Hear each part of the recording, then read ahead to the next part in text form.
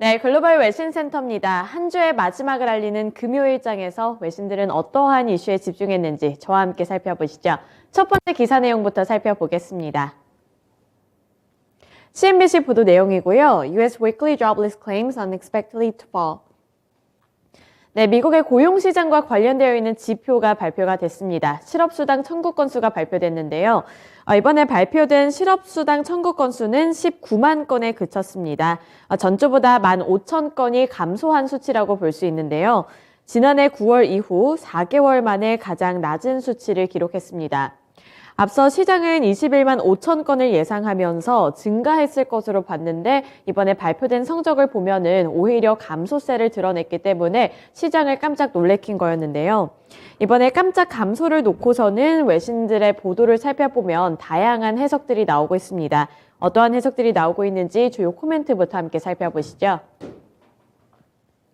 경제학자들은 팬데믹 기간 동안 노동력을 구하는 것에 어려움을 느꼈던 기업들이 근로자들을 집에 보내는 것을 꺼린다고 봤습니다. 노동력 부족을 이미 겪어본 기업들이 기존 인력 해고를 자제하고 있다는 점이 고용시장 전반에 걸쳐 공급이 원활하지 않다는 것을 나타낸다는 입장인데요. 실제로 연준의 베이지북을 통해서 살펴보면 많은 기업들이 상품과 서비스에 대한 수요가 둔화되고 필요한 경우 감원을 통해 인원을 줄일 계획임에도 불구하고 직원 해고를 주저하고 있다고 보도한 바 있습니다. 전체적으로 봤을 때 경제학자들은 전체적인 고용 시장에서 공급이 원활하지 않다는 것을 나타낸다는 입장을 밝혔습니다. 하지만 반대로 이번 수치는 계절 조정 과정에서 발생한 그저 일시적인 현상이라는 그러한 의견도 있었는데요. 두 가지 의견이 공존하고 있다는 점을 외신들은 또 조명을 했고요. 또 이러한 부족 현상 중에서도 최근에 빅테크 기업들의 주목을 하기도 했습니다. 마이크로소프트나 아마존 등 미국에서는 빅테크 기업들이 정리해고를 잇따르면서 다양한 해석이 나오고 있는데요. 최근 미국에서 나타나고 있는 빅테크 기업들의 정리해고를 미국 고용시장의 악화를 나타내는 신호로 읽어서는 안 된다는 의견도 나왔습니다. 그저 코로나19 기간 동안 나타났던 과잉 고용 현상과 관련해 조정에 들어간 것뿐이라고 진단했고요. 즉 적절한 규모를 조정했다고 분석하고 있는 입장이 많이 나왔습니다. 그 예시로 코넬 경영학 교수인 존 블레빈스는 기술 부문은 2020년 또는 2021년대의 위치로 돌아가고 있다며 이것이 나쁜 상황은 아니라고 생각한다고 자신의 의견을 밝혔고요. 또 이러한 빅테크 기업에서 일자리를 잃는 사람들은 곧바로 이직에 성공할 가능성이 높다고 평가했습니다. 반대 의견도 있기는 있었는데요. 최근 주요 빅테크 기업들과 대형 은행들이 대규모 감원에 나서고 있기 때문에 조만간 노동시장이 식을 것이라는 전망도 아직은 유효하다는 평가도 있었습니다. 빅테크 기업들의 감원이 그 산업 내에서 그칠 것이 아니라 전반적인 미국 고용시장에 영향을 끼칠 것이라는 또 다른 의견도 있었기 때문에요. 이러한 부분들이 일시적인 현상인지 아니면 고용시장에 영향을 줄 만한 소식인지는 전문가들 사이에서도 의견이 분분하다는 입장을 조명했습니다. 네, 이어서 두 번째 기사 내용 살펴보시죠. 파이낸셜 타임즈 보도 내용입니다. Central bankers pledge to stay the course on high interest rates. 네, 크리스틴 라가르드 ECB 총재가 추가적인 기준금리 인상 가능성을 내비쳤습니다. 외신 코멘트부터 함께 살펴보시죠. 라가르드 ECB 총재는 모든 면에서 인플레이션은 아직 너무 높다고 평가했습니다. 월스트리트 저널 및 주요 외신 보도에 따르면 라가르드 총재는 스위스 다보스 세계 경제 포럼에 참석을 해 인플레이션 지표가 너무 높다고 평가했습니다. 따라서 인플레이션을 적기에 2%로 되돌릴 수 있도록 제한적인 영역에서는 충분히 오랫동안 경로를 유지할 것이라고 덧붙였는데요. 참석한 다른 ECB 관계자들도 금리 인상을 지지하는 발언을 잇따라 내놨습니다. 프랑스와 빌루르와 드갈로 프랑스 중앙은행 총재는 ECB 금리 인상 기조를 그대로 유지할 것이며 올 여름에는 최고 금리에 도달할 것이라고 발언을 내놓기도 했고요. 또 클라스 노트 네덜란드 중앙은행 총재도 여러 차례 0.5%포인트 금리 인상이 이루어져야 할 것이라고 말했습니다.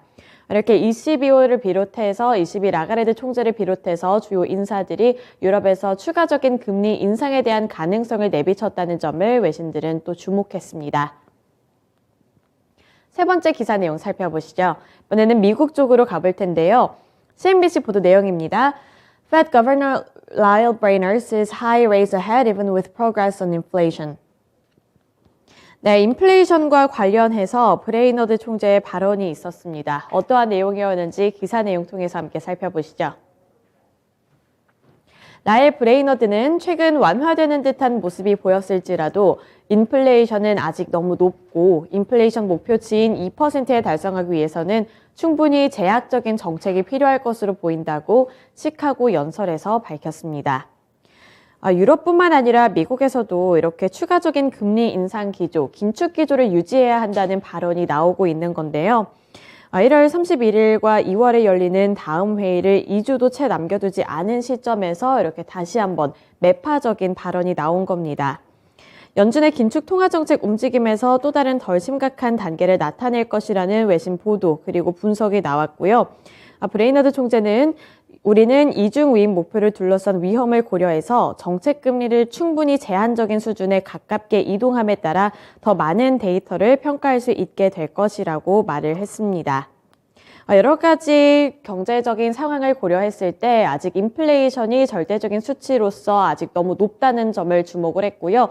인플레이션 목표치인 2%를 달성하기 위해서는 지금 시장에서 기대를 하는 것만큼 금리 인하로 내려가는 것보다는 금리 인상을 어느 정도는 당분간 지속을 해야 한다는 것이 브레이너드 총재의 발언이었습니다. 네, 넘어가서 다음 기사 내용 함께 살펴보시죠. 월스트리트 저널 보도 내용입니다. New FTX shift says crypto exchange could restart.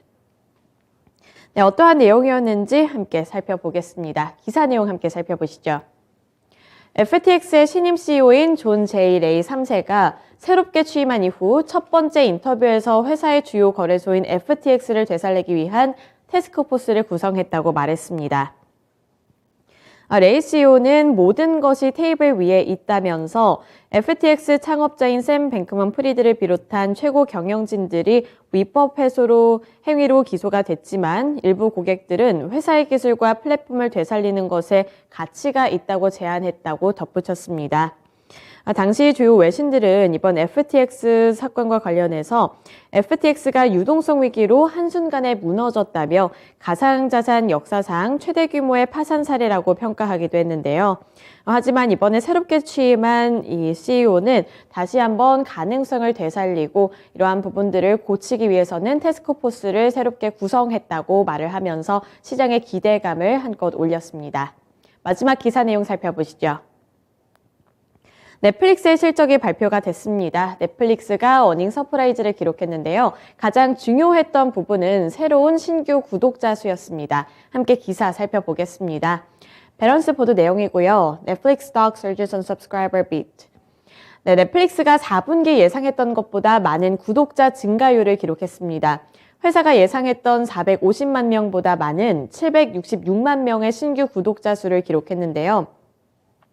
네, 450만을 예상을 하고 있었는데 700만 명을 넘는 수준을 기록을 하면서 넷플릭스가 시간 외 거래에서는 또 상승하는 모습을 나타내고 있습니다. 공동 CEO인 리드 헤이스팅스가 이번에 경영자 역할로 이동을 했다고 발표를 했다는 소식까지 전해져 왔는데요. 이러한 여러 가지 소식 속에서 이렇게 신규 구독자 수가 훨씬 뛰어넘었다는 소식이 긍정적인 재료로 작용이 됐습니다. 그리고 넷플릭스의 이번 실적 자체도 살펴보면 4분기 매출은 전년 대비 1.9% 증가하면서 78억 5천만 달러를 기록을 했고요. 순이익 같은 경우에는 5,530만 달러로 91%가량 하락을 했습니다.